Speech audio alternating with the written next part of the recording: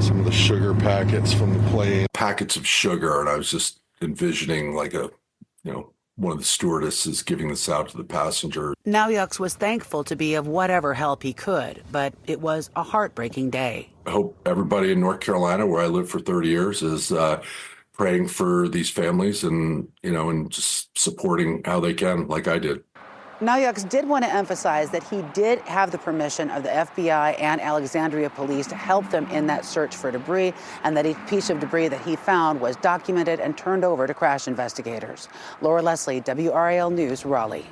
Tomorrow is a huge day for this man and his family. This is Keith Siegel, a native of Chapel Hill. We've talked about him a lot here at 7 o'clock on WRAL. He has spent now more than 480 days in Hamas custody, and tomorrow he's coming home.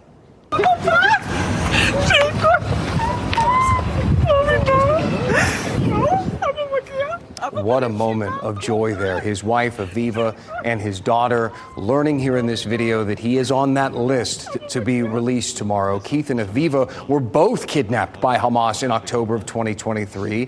Aviva went free 51 days later. Keith has been there since.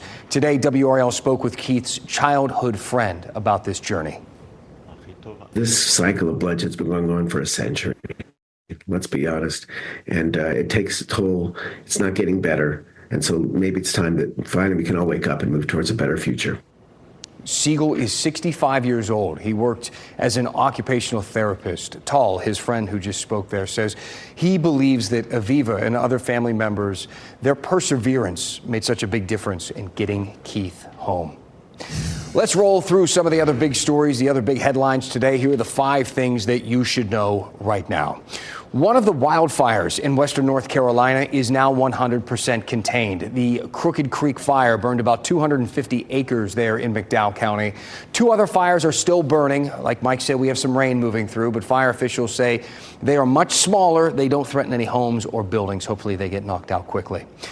Wake County Schools delayed the expansion of its panic button program. About 20 schools already have them. This is an app. It's called Rave Public Button.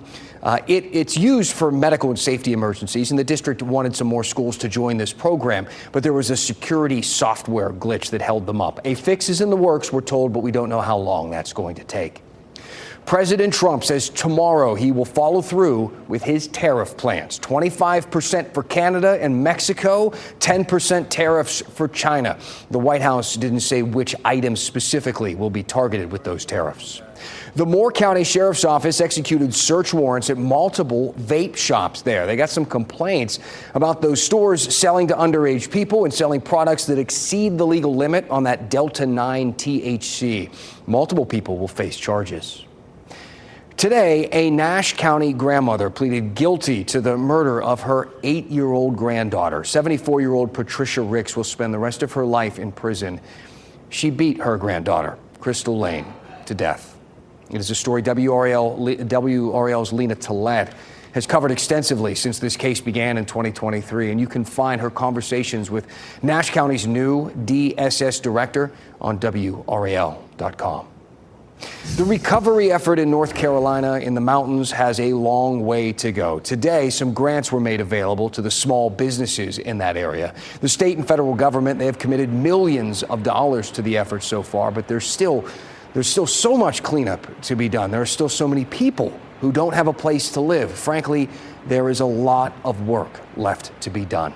In this weekend's episode of On the Record, Ashley Rowe speaks with Tim Moore, the Republican, former North Carolina Speaker of the House turned congressman, and she asks what he wants to see there moving forward. There is so much hope from both Democrats and Republicans that Congress will continue to find the money to support the mountains until the job is done.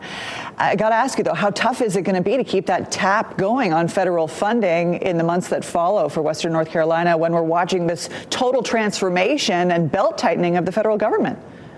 Well, I mean, there certainly are a lot of challenges right now. We are, as a nation, we have a $37 trillion debt right now. The amount of money that's being spent on interest to pay that is just ridiculous. So we have to get that reined in. At the same time, funding disaster relief is a priority. And the president made it clear. Look, one thing that made me really proud was when the president was, of course, going to go out to Los Angeles and California to see the wildfires. And by the way, my heart goes out to those people. They are suffering as well. He insisted that he also stop and he come to North Carolina first. He's keeping that promise that he made to us back in October when we were all together at a press conference, then when he was campaigning. And that tells me that he's going to have our backs at the executive level 100%. You can tune in tomorrow night as Ashley unpacks the recovery efforts, the funding, the new policies that impact it all. On the Record airs right here on WRAL at 7:30. So Mark Robinson says he's done with that lawsuit with CNN, and he's done with politics for good, finished, over. But why exactly? I mean, think about it. Sure, he lost in November, but he did win the lieutenant governor's race, and he dominated the Republican primary for governor. So what gives here? I'm going to talk to state government reporter here at WRAL, Will Duran, about the details after the break.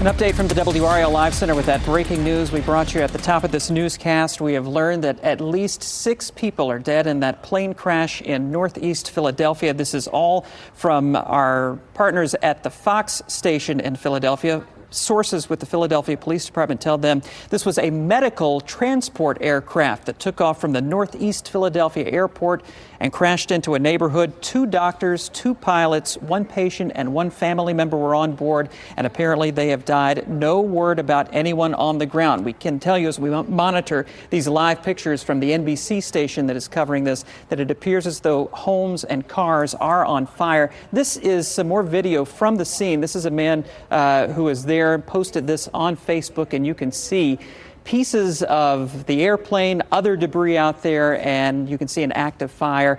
This is all happening in the northeast part of Philadelphia, and it's going to be a big story through the night. Of course, we'll have the latest on WRAL.com and tonight at 10 on WRAL News. It's just shocking, honestly, especially on the backs of everything we were covering in Washington, D.C. It's unbelievable. Much more on that coming up later tonight. Meantime, Mark Robinson apparently no longer suing CNN. So the network put out, as you probably remember, this scathing report last year pointing to his alleged behavior on porn sites. Robinson filed a lawsuit, but today he dropped it. I spoke to WRAL state government reporter Will Duran about why Robinson dropped this lawsuit and actually seems to be dropping out of politics. All right, let's talk to WRAL state government reporter Will Duran, and let's start kind of with the simple stuff. Why does Robinson, I guess, say that he is finished? Well, he says that he is not going to run at all in 2026 and really quashed the rumors that he might primary U.S. Senator Thom Tillis, who's going to be up for re-election next year. He said he's definitely not running for anything next year, might be done altogether. And he issued this statement talking about the emotional toll that the 2024 campaign took on his family. While it has been the honor of a lifetime to serve the people of North Carolina, the continued political prosecution of my family and loved ones is a cost I am unwilling to continue to bear. So, he didn't do well in this recent election for a variety of reasons, but that was the general election. In the primary, he has always been very, very strong. And does the Republican Party in many ways need him there? While it is true that this race for governor in 2024 was the most lopsided in nearly half a century, he still got 40% of the vote. More than 2 million people wanted Mark Robinson to be the governor. And like you said, he crushed the competition in the GOP primary. A lot of people had suspected that if he had faced Tillis in 2026, he would have had a pretty good chance at winning that primary as well. The question just has always been and will always be for him, can he win over those moderate voters that you really need to be able to win here in North Carolina to actually win an election? The controversies that he faced, the reporting by CNN, I mean, these were things that got national attention. He drops this lawsuit. What do you make of that? Robinson said for his part, he didn't give any details, but he said his lawyers uncovered information, evidence during their investigation that was at least enough to give him and his family some sense of peace and closure with what they discovered.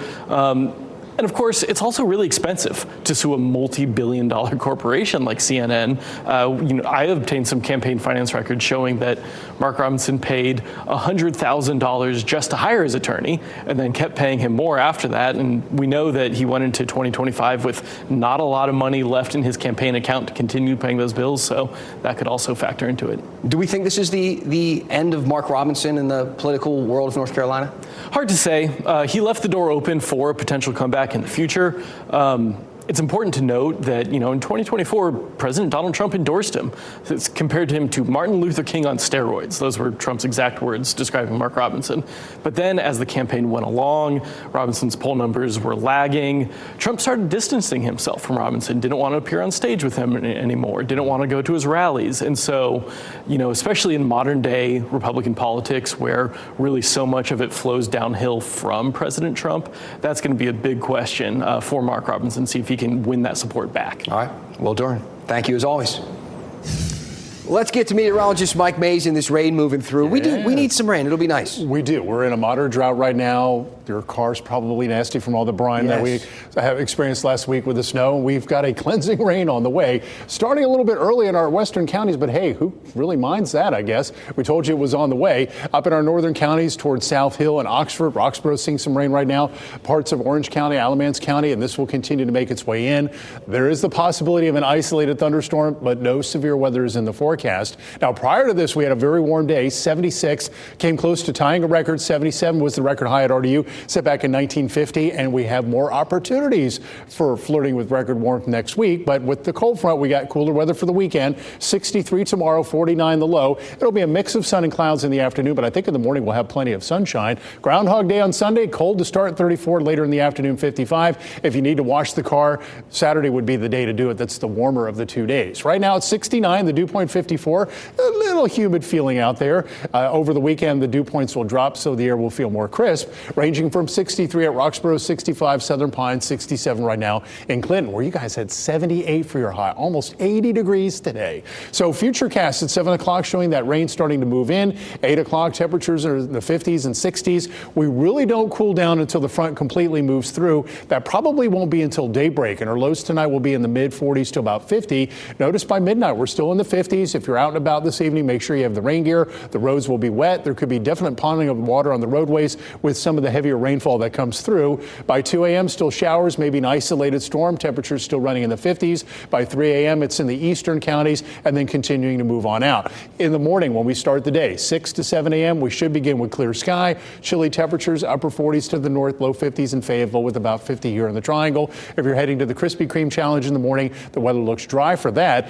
But here's the potential rainfall. We're talking about 6 to 7 tenths. The NAM model showing about a half inch. So it is decent rainfall that we can definitely use. Showers are likely tonight, perhaps an isolated thunderstorm, 50 by daybreak for Fayetteville, 46 in Roxborough, 49 in Raleigh. And then tomorrow it's full sunshine in the morning, but clouds build in during the afternoon. And at some point it may become mostly cloudy. So be aware of that. 62 in Goldsboro, 57 in Roxborough. So we have a cooler weekend, 60s and even 50s on Sunday. We rebound next week, 72 Monday, 74 on Tuesday, 76 on Wednesday. And it's Tuesday and Thursday, Dan, that we have the potential to flirt with old record highs. Sounds good. Speaking of rebounding, Mike, how about North Carolina and Duke this weekend? The big one, the Battle of the Blues.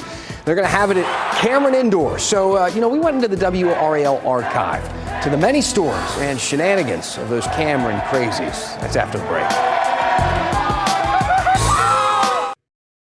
The Battle of the Blues is tomorrow at Cameron Indoor. So we went into the WRAL archive to find a classic story of the Cameron Crazies. Don't worry, Tar Heel fans, we're going to revisit a story for you in the Dean Dome next time. For now, thanks for joining us here on WRAL News. Have yourself a great weekend. Here it is, your Friday moment of nostalgia.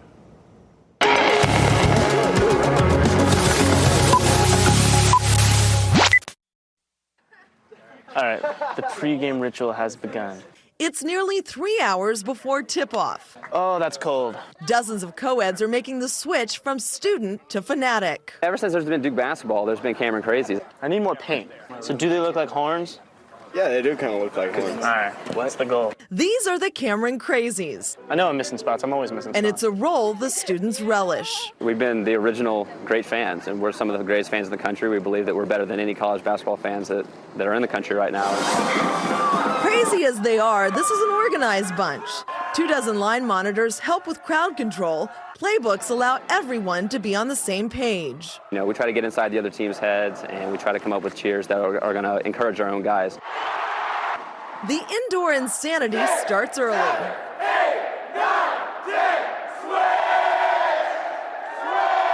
We're like the loudest fans ever, and that's awesome. For the most part, the Cameron Crazies keep their stunts in the stand, but it wasn't always that way. No, back in the day, a lot of their antics wound up right here on center court.